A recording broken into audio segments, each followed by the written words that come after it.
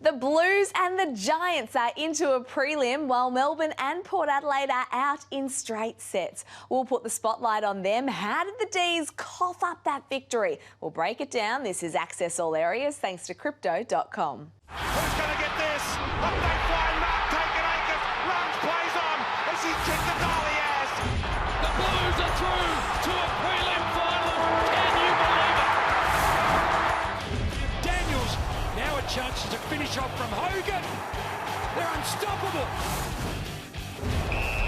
And the big sound will roll on. The giant upset in Adelaide. Black and white armies be prepared. Great to have your company. Damian, Barrett and Matthew Lloyd are with me. And gents, what a semi-final weekend we had. Some really entertaining footy, Damo. Yeah, and that Carlton cost itself a finals berth last year by losing close matches, and this year is winning close matches. Is to keep alive the most unlikely of flag tilts. What did you like most, Lloyd? I think what the Giants are doing. Yeah, I loved Carlton. Obviously, I was there, and the roar of the crowd was something I've never heard before. But just to see the role the Giants have got on, they don't obviously have a lot of support like Carlton do, but their form is as good as any teams in the competition. Well, let's take a look at both of their forms, because the turnaround this season in the second half from the Giants and the Carlton has been incredible. The Blues, they won 11 of their last 12 games now, while the Giants have only lost 2 games since round 13. Did either of you see this turnaround coming? Not the way it's come, that. No, we both teams had ability, but to get to round 13 in Carlton's case and to have only 4 and a draw, and to the previous week to have only 4 for the Giants, the turnarounds in season, Nat and Lloyd, are the most difficult ones to do. You can talk about other clubs like Geelong in 2006 to 07,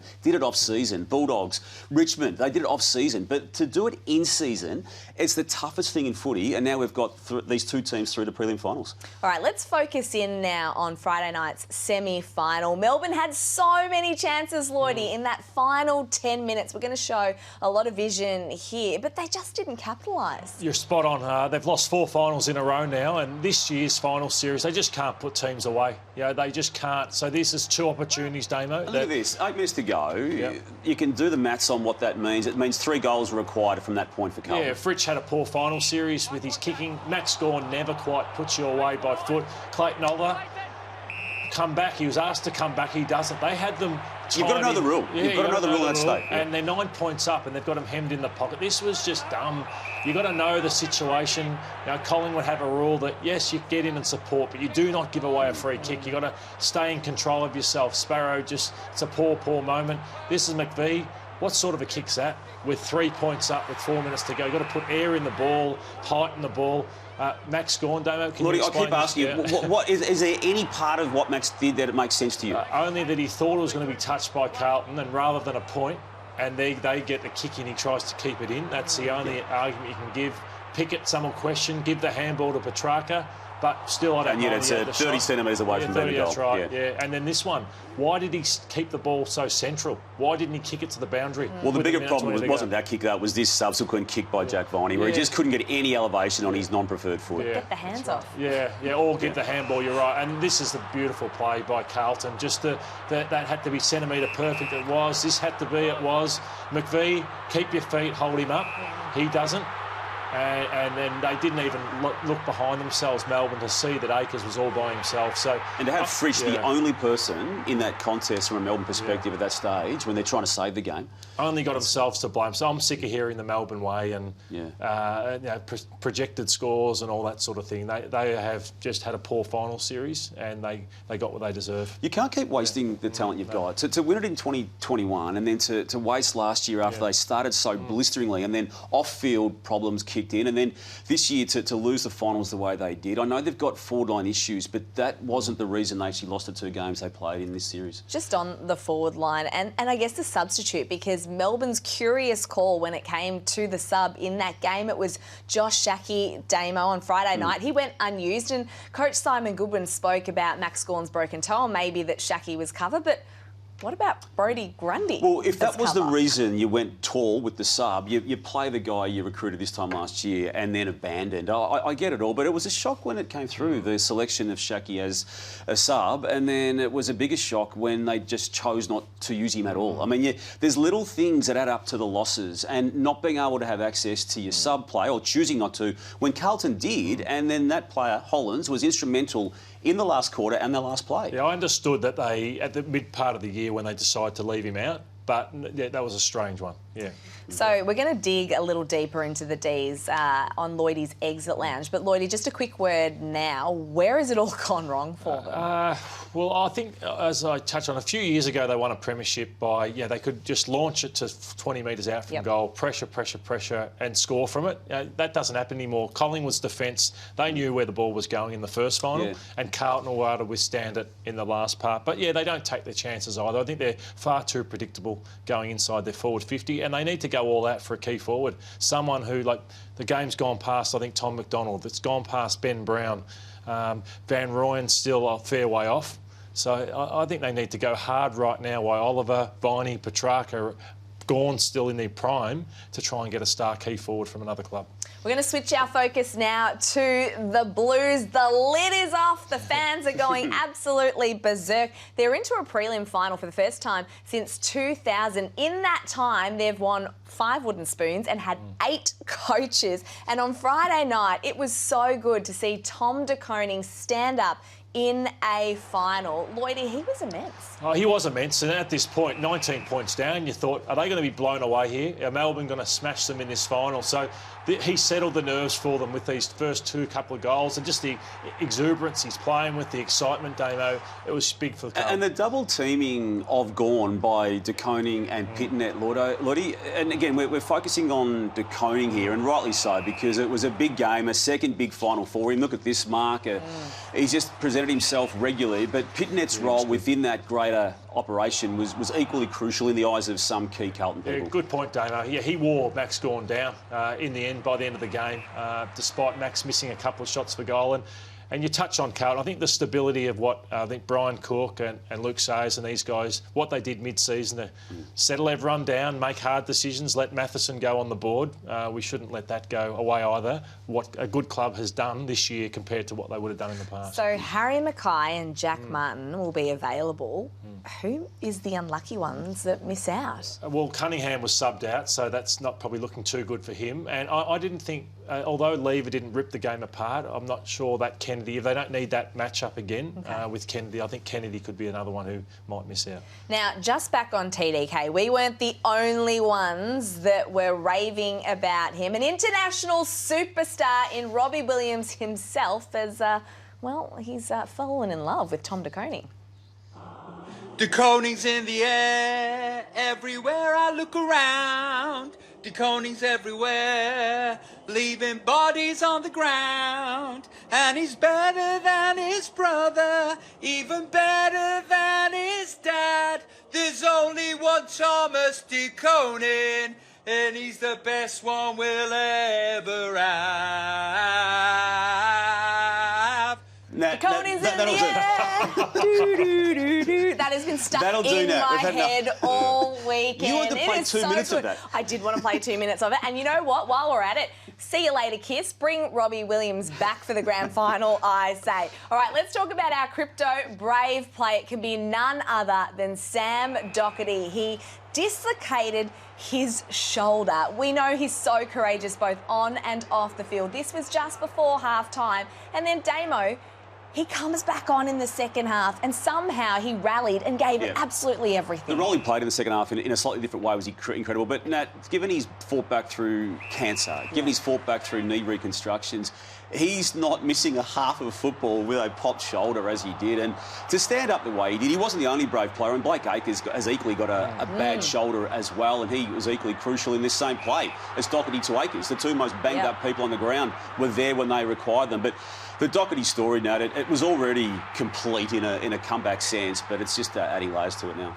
All right, so let's look ahead to the prelim quickly. It's Brisbane and Carlton at the Gabba. Lloydie, some tantalising matchups. There are superstars absolutely everywhere, and you need superstars to get yourself to a top 4 position. But Joey Daniher's been in phenomenal form, and so is Jacob Wiedering, one of the players of the final series.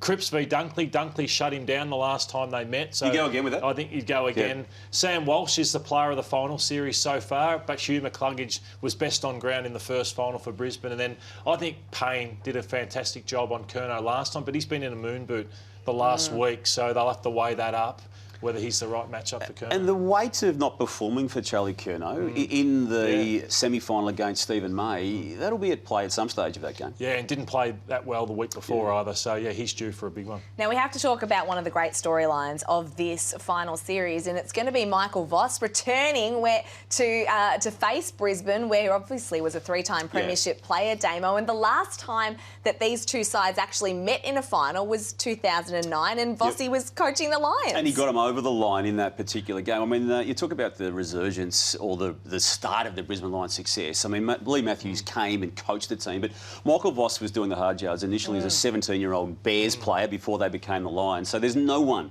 more instrumental to Brisbane Lions the way we know them than that man, and he's got to take his team back in. But he's not going to have one moment of thought for the Lions this week, Nat. And I don't expect by the time that ball's bounced for those supporters, while their emotions will be churning, when the ball's bounced, they'll only be after success for their team, the Lions, not Vossi. Vossi is a blue bagger now for life. Now to the other semi-final, and the Giants midfield was dominant over Port Adelaide, and Lloyd, they smashed them in the clearances. Well, they smashed St Kilda the week before in the clearances in the first final, and they've done it again. That's Whitfield charging off the back. Briggs, his fitness, Damo, is going to be critical for them in this final. Shoulder as well, wasn't it? I mean, his left shoulder was rendered useless after an incident during the game. He'll play, Lloydie, but it just might affect him a bit. Yeah, so it just the depth of midfield, and that's going to be the challenge for Collingwood, which we'll talk about soon. But Callum Ward, Canelio, Kelly, Tom Green, Callahan, the list goes on and on. Just Whitfield pushing through it. Whitfield and Ash, and just absolutely Rolls Royces everywhere. So yeah, that was where Port were well beaten, and we'll chat about them in the exit lounge about where they need to improve Port, because they were showing up through the midfield on Saturday night. The Giants' pressure too was immense, and it looked like Port Adelaide were a little bit spooked at times. What did you guys think? After half-time, I thought Port were much better, but it was game over. So here's a moment which symbolised the first half, where they're 30 points down.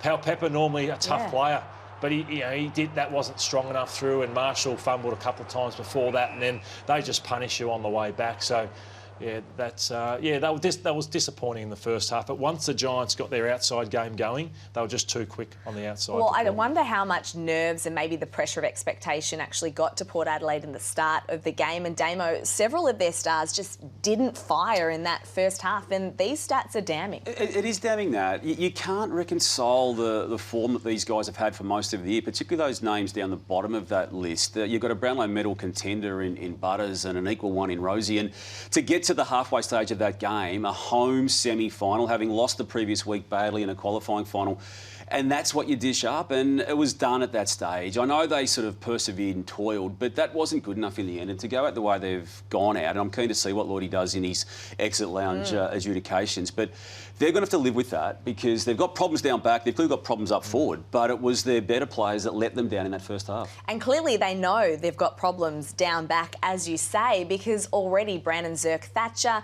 Asava Radagalea are their targets in the trade period, so they know they need to bolster their stocks, and Lloydie, their backline was under siege. Yeah, it was, yeah. It's unfortunate. I've seen Tommy Hawkins do it to them, and poor Trent McKenzie a year or two ago, and then suddenly Jesse Hogan made him look like an under-18 footballer. So, yeah, they should have identified it last year, but unfortunately it's cost them another season. So now the Giants must travel to the MCG to face the mighty Magpies, and they'll go into this game really with plenty of confidence, knowing they can play anyone, anywhere, at any time. Damo, could it be a little bit of 2019 again? Well, the fact they've done it before, Nat, in that same corresponding game, yes. I mean, they're arguably a better outfit this year. They're certainly more better system, isn't it? And Toby Green's comments post-match last week about it being the least talented team he's been part of, but a more effective one. So, yeah, they're a live, massive chance. They're up to their eyeballs in chance to make through to the grand final. Yeah, on Toby Green, is it Quain or is it Braden Maynard? I think...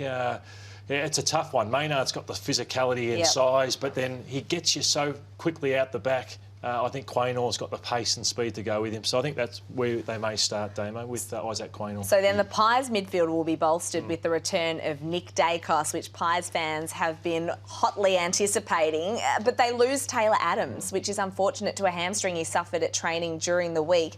Can they cover that loss? I don't mind it in a sense, because I think they've been a bit, at times, had Adams on a half-forward flank, Tommy Mitchell out.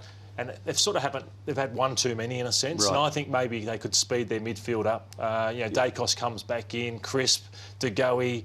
I think they might need that dynamic power opposed to the Giants. There's no easing Dacos back, though, is there? He's missed 6 weeks since the damage in round 21 against Hawthorn. And ideal world, you might be able to bring him back through a half-back flank like he started last year, maybe parts of this year. But he's going to be required to be the Nick Dacos Brownlow medal favourite from the first bounce because of the might of the GWS midfield. All right, it is time now for Lloyd's Exit Lounge. And this week in the gun, the Dees and the Power. Let's start with Melbourne. What do they need to do in the off-season? Well, I think Simon Goodwin at times can be too safe as a coach. So number one is play with more dare. They just don't score enough points come finals time. So they never get more than 10 goals, which hurts them. Number two, go all out for a key forward, which I've already touched on. I just wonder, for a guy like, I know Suns will get sick of it, but in 12 months' time, Ben King, imagine him playing for Melbourne or for Collingwood. So he's someone that I'd target if I was Melbourne. And the last one, I thought public messaging let them down. Oliver's hamstring through the year. Grundy, we just got to get the forward, ruck mix. So it never really happened. And I understand the emotion attached, but even the reaction to Brayshaw being hit by Maynard last week, I feel it dragged on maybe 24 hours too long. I get it. I understand the emotion attached, but the narrative was allowed to play out from a Demon's perspective, I feel prolongedly. And they'll be thereabouts again next year, but it means nothing really.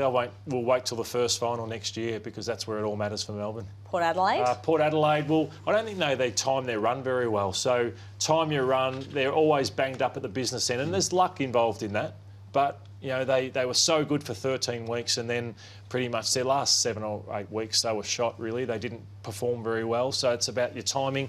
You need a big-bodied mid, so we all talk about the ruck and we talk about the back line, but I think they were exposed. Wines is an issue. Travis Boak will probably retire, you'd think, or be forced to. He wants to go on. Yeah. They don't, at this stage, think that's the right idea. Yeah. So I think that's where you talk about Butters, Rosie Horn, France, but I think they need another one to support and go with the best. And they went for Grundy, missed out on him, but now it's Jordan Sweet. Again, I don't think that cuts it in terms of what, they've got Vizentini, they've got Sam Hayes, and they've got Sweet. So again, is that going to help you in the business end? I don't think it will. All right, I want a quick tip before we wrap up. Who's going to be playing off in a grand final, Lloydie? It'll be Collingwood and Brisbane. I'm going the same way, Nat, although I think both games are live. The three of us all agreeing for once. That is all we have time for. Have a fantastic week. Thank you so much for joining us. Don't forget, we'll be back next Monday with a massive grand final edition of Access All Areas.